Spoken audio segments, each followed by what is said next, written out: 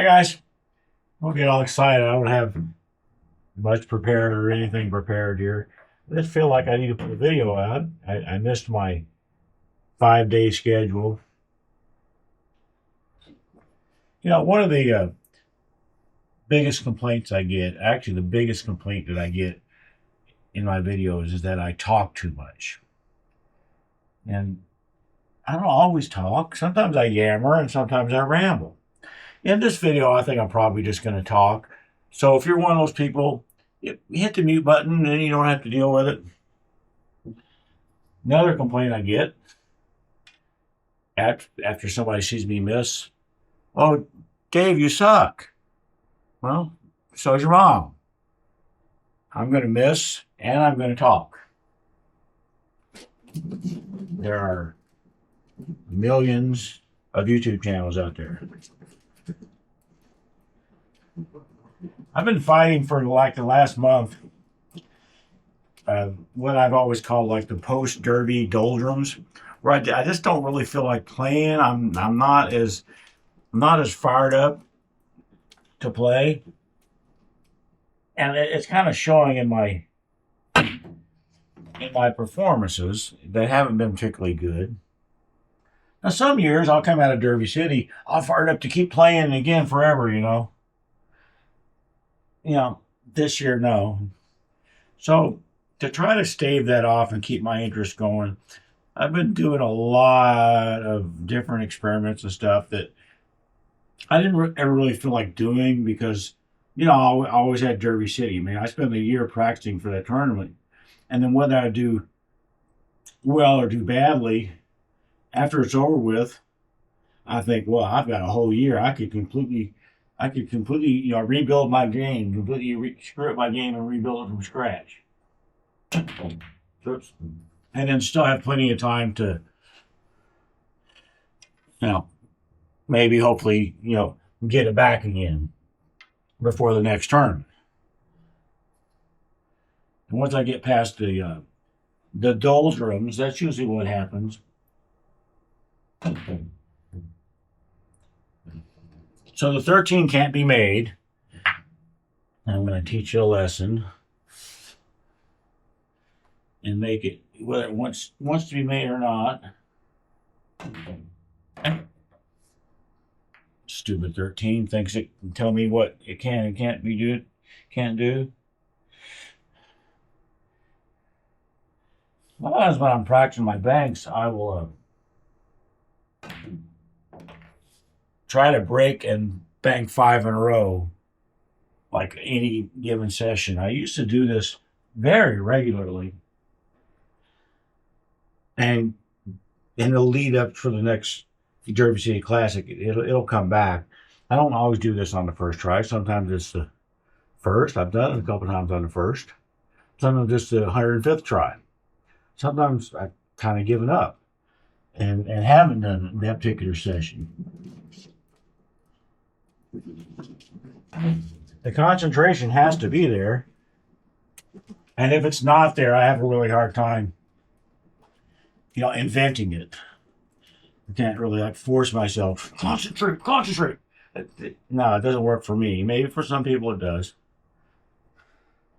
Both these shots suck.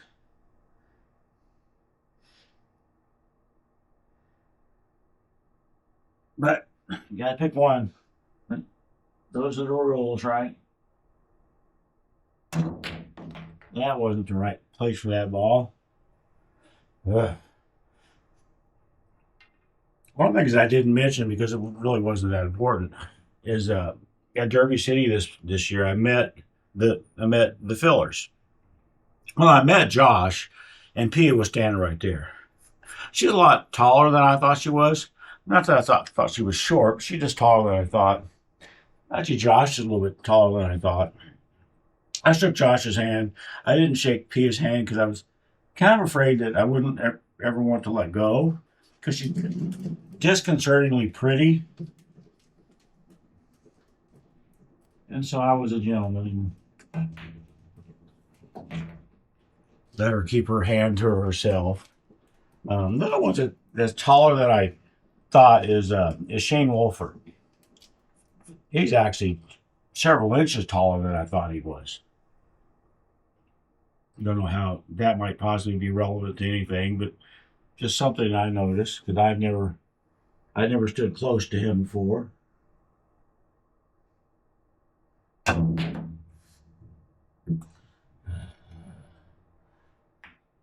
Some nights I have a shot like that, and it's almost all feel for me how much spin I get transferred, how much swerve. There's all these different variables on a shot like this.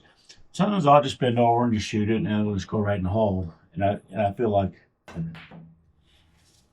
I know what I'm doing for a little while. Yeah, here lately hasn't been like that. I kind of feel like I don't know what I'm doing for the most part. And that's fine. As I said, I've got a whole year. I'm going to stand over here so y'all can see. That's one with her hamster wheel. She's the only one that plays on the thing. Her brother just doesn't play on it, and Newbie is scared of it. But Waterloo likes to get on it. I'm not entirely sure what I'm doing at this point. I guess I could show you guys this. So my main camera that I've typically been using, it's being repaired. But I had an optical illusion thing that I wanted to discuss in another video, but it ended up really not being much of one. So let's say here's the 11. Well, this is the 11, so sure, let's say this is the 11. If it's close, you can see, approximately half the 11, but not quite half the 11. If it's farther away, you can see a little bit more of the 11, but still not half. You can never see half. And there are a lot of, I guess, aiming methods that talk about things like half ball hit and 3/4 ball hit, 1/4 ball hit, like that. And I think, but a 3/4 ball hit at this distance is different than here, both in what I can see with my eyes and like with the cue ball. For example, if the cue ball is right next to the object ball, and I say, okay, I want you to do a half ball hit on the 11, the cue ball is going like approximately in this direction. Because that's all he can see. That's the horizon of the 11 that the cue ball can see. Comes out here, it's going to be down a little bit more, a little bit closer to correct. A little bit closer. What I found is, once you get about 10 times the ball diameter, then you're okay. You still can never see half. You're never going to be able to see half the ball. This ball could be a light year away. And this cue ball could not see half of it. It could see very close. And what I found was, once you get more than about a diamond, conveniently, then a half ball hit from here, diamond and a quarter away, is going to end up being almost exactly the same as a half ball hit from here. A half ball hit from here. It's once you get up close that a half ball hit, now I got to send the cue ball in this direction. I thought it was going to be a wider range where things are all messed up. Really, there's not. It's like a diamond is where things get messed up, where a half ball hit, 3/4 ball hit, 1/4 ball hit, whatever, get distorted. It's only, pretty close to the ball. Not that big of a deal. And another thing that I thought this might have just been me, because I mentioned a billion times, y'all are sick of me talking about it, is I got the LASIK where I see at different distances. This one sees far away, this one sees close. And I thought this might have just been me. I've been messing lately with finding my vision center, refining it. I've done this in the past, and using it instead of my dominant eye. In other words, instead of shooting a shot with my cue under my right eye, which is my dominant eye, which this is the way that I shot for a long time. My cue under my dominant eye. Probably like Earl Strickland, he does that. Shannon Dalton does that. A lot of really good players shoot with their cue under their dominant eye. Their dominant eye is on that shot line. But not all of them, not everybody. And I've also seen some things that talk about, well, don't use your dominant eye, use your vision center, which for me is between my right eye and the middle. And the reason I didn't narrow it down any more than that is because it changes. My vision center changes. Everybody's probably already seen how to find your dominant eye if you don't already know. The way that I'm going to use the camera here. I'm just going to do this and look at the camera and then close my eyes and see which eye can still see it. My right eye can still see it. My right eye is my dominant eye. The way that I found my vision center, similar, is I just hold up a finger like this. And I can see two fingers. The one is a little bit more opaque than the other one. But as I bring everything closer in, closer in, closer in, closer in, I try my damnedest to keep that camera right between those two fingers. And then, in this case, my finger hit just a touch to this side of my nose, and my center of vision is this way. It's between those two fingers, or those two fingers. If I come back here, further from the camera, and do the exact same experiment, the exact same one. Keep that camera right in the middle. This time my finger's smack dab in the middle of my head. My vision center shifts depending on how far away something is.